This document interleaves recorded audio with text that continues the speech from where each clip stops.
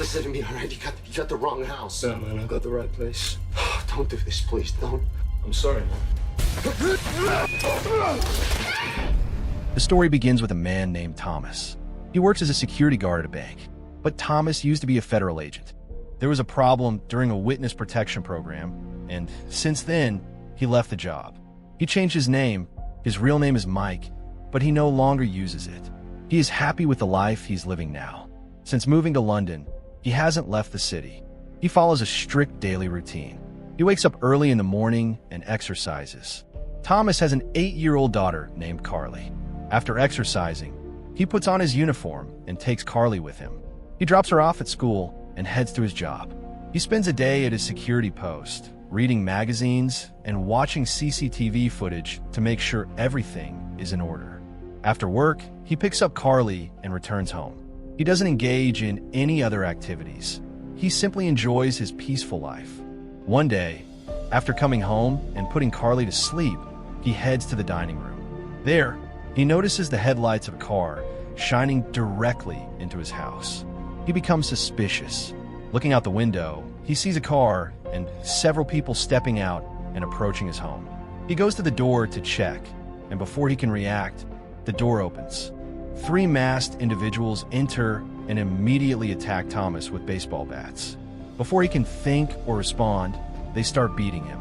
Thomas fights back with all his strength. The struggle moves from the dining room to the hallway, but the fight continues. He manages to resist all 3, but eventually, they strike him hard with a baseball bat. He falls to the floor. As soon as he hits the ground, they keep hitting him until he becomes completely unconscious. Later, when Thomas regains consciousness, he sees the 3 attackers and asks them why they're there. He tells them if they think he has money, they're wrong. He has nothing of value at home. One of the robbers, angry, removes his mask, points a gun at Thomas, and demands to know where the cocaine is. Thomas is confused and says he has no cocaine. The intruders then bring Carly out and threaten to kill her if he doesn't hand it over. Thomas insists he's telling the truth, saying they must have the wrong person.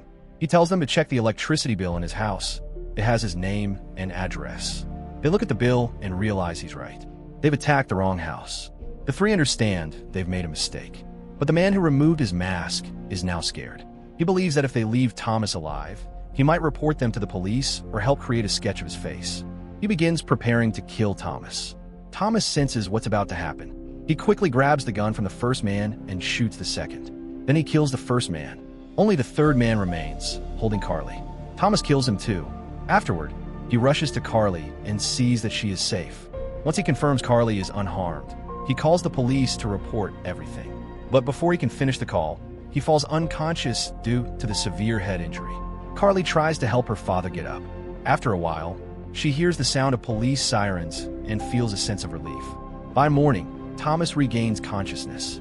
He finds himself lying on a hospital bed, handcuffed. He doesn't understand why he's been restrained. Soon, a detective named Quinn enters. Quinn tells Thomas that he has been charged with the murder of 3 people and is now being held as a prisoner. Thomas is shocked and says he killed them in self-defense. He explains that if he hadn't killed them, they would have murdered him and his daughter. Quinn replies that his testimony won't be accepted because he has been misleading the government. He tells Thomas that he knows his real identity and that he's not actually Thomas. Quinn says, "You're not Thomas at all." Thomas becomes worried. He sees a news report on TV showing his real name, Martin Parker, and revealing his identity to the public. He is confused and doesn't understand what's happening. Police officers are stationed outside his room, making it impossible for him to escape.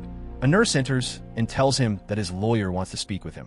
Thomas answers the call and learns it's from his old friend, Rem, who is also a federal officer. Rem tells Thomas that in order to save his life, he had to reveal his true identity. He says he'll be arriving in London within 2 hours and will take care of everything once he arrives. After the call, Thomas deliberately drops a pen. When the nurse bends down to pick it up, he takes a paperclip and hides it in his hand to unlock the handcuffs later. As soon as the nurse leaves, Thomas opens the handcuffs and steps out. There is only one police officer outside. Thomas quickly kills him, changes his clothes, and walks out. He soon finds out there are 2 more guards nearby. A fight breaks out between them and Thomas. After a long struggle, Thomas knocks both of them unconscious and moves on. Meanwhile, we see a mafia boss named Cooper, who is dealing with two of his arms dealers. Recently, these two bought a large cache of weapons from him, but now they're furious. They complain that the weapons Cooper supplied are defective and that their clients are dissatisfied. Cooper becomes angry and demands to see the weapons. He takes one of them and prepares to fire it. As the two men continue yelling, Cooper shoots and kills both of them with the same weapon. After killing them, he says the weapons are fine. The real problem is the person using them. Cooper's secretary arrives and informs him about Thomas. She says that news of him is everywhere and that people know him by the name Martin. She tells Cooper that Martin is still in London. At this point, the truth becomes clear. Cooper is Thomas's father-in-law. Cooper's daughter is no longer alive, and he wants Carly to come live with him so he can make her his heir. As much as he loves Carly, he hates Thomas even more. Cooper believes that Thomas is responsible for his daughter's death. To deal with Thomas, Cooper hires the most dangerous killer in the world, Bishop.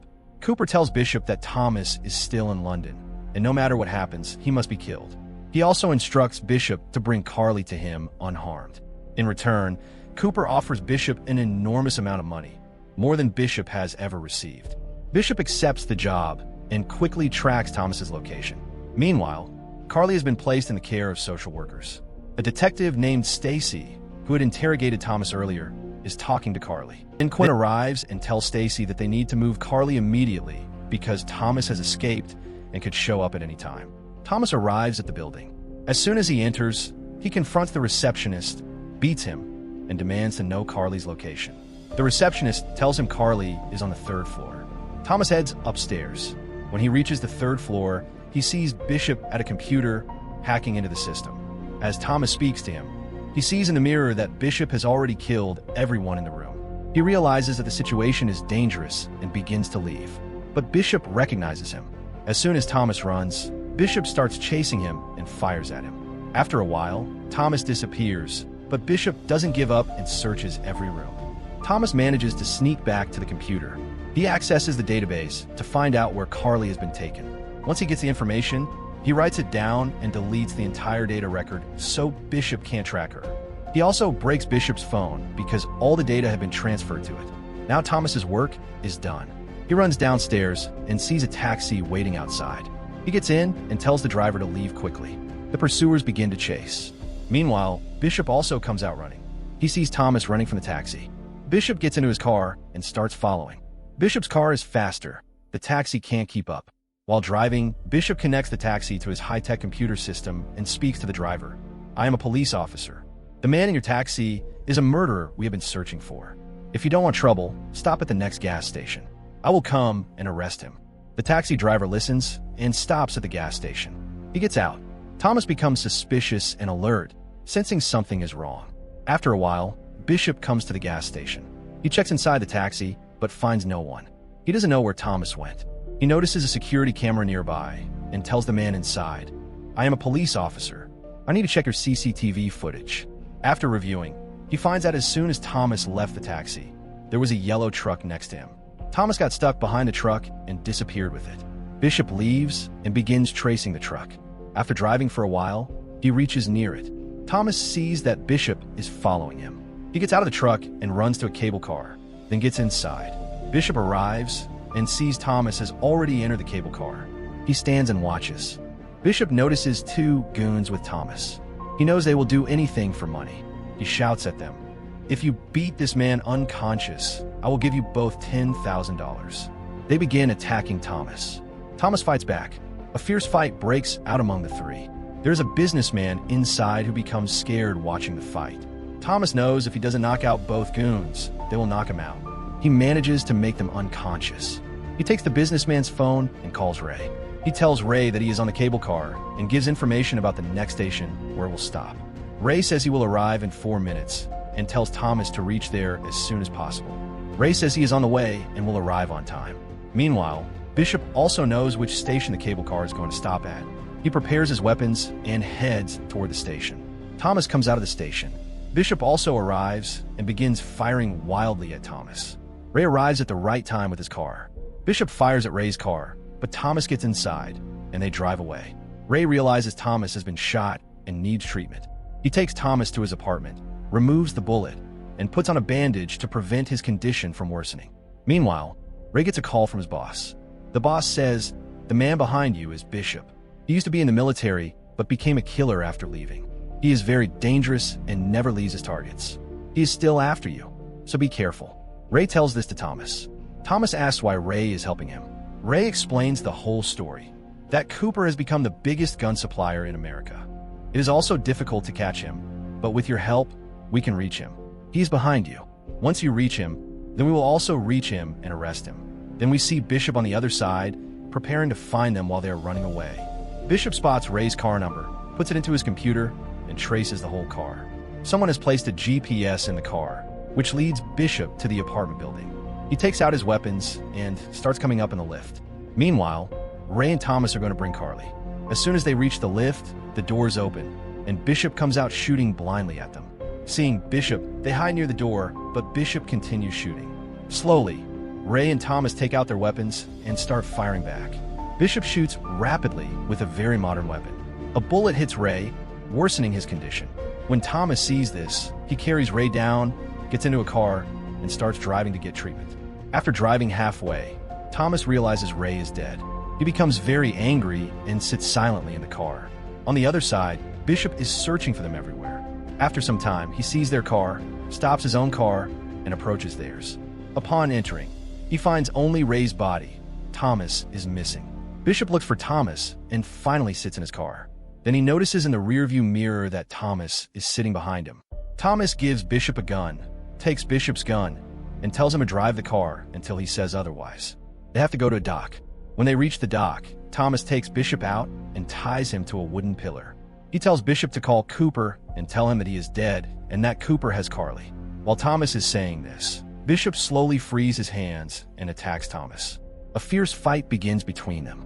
Both are trained soldiers, exchanging blows back and forth.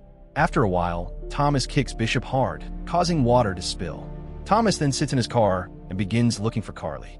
We learn that Carly is with Stacy, and Cooper knows this. Cooper arrives and kills all the guards one by one. After entering the house, he makes Stacy a prisoner, with Carly present. Cooper tells Carly that he is her grandfather. On the other side, Thomas also knows where Carly is. When he arrives, he realizes that all the people in the house belong to Cooper. They're spread throughout the house. Thomas takes out his gun and starts attacking them. There's a long fight, but Thomas kills everyone one by one. Now Thomas thinks he can enter the house. Before he does, Bishop arrives again and their fight resumes. This time, Bishop is very angry and does not give Thomas a chance to kill him. When Thomas attacks, his efforts are wasted. Bishop hit Thomas and makes him unconscious. After Thomas falls, Bishop picks up an axe to kill him. Then Thomas gets up and stands. He uses his most dangerous move to fight Bishop. In the end, Bishop kicks Thomas, but then falls on the axe he had picked up earlier to kill Thomas. With this, Bishop dies. Thomas enters the house to save Carly. Inside, Carly is sitting with Cooper and Cooper's assistant. As soon as Thomas enters, all these people point guns at each other. Cooper tells Thomas to put down his gun, saying, "Your daughter is also here." Thomas sees that Carly is very scared, so he puts down his gun. Cooper then picks up a gun. Thomas realizes these people are going to kill him. Cooper picks up a knife, but Thomas immediately throws a knife and kills him. He then jumps to the other side where a fence is. Thomas picks up a gun and kills Cooper's assistant. Thomas sees that the knife he threw has stabbed Cooper, who is now taking his last breath. As soon as Carly sees her father falling down, she runs and hugs him. The others see that Cooper is dead. Thomas leaves with his daughter, and the film ends here. Tapping that like button really helps keep the channel going. And if you haven't yet, make sure to subscribe so you never miss the next recap. Your support keeps these stories alive.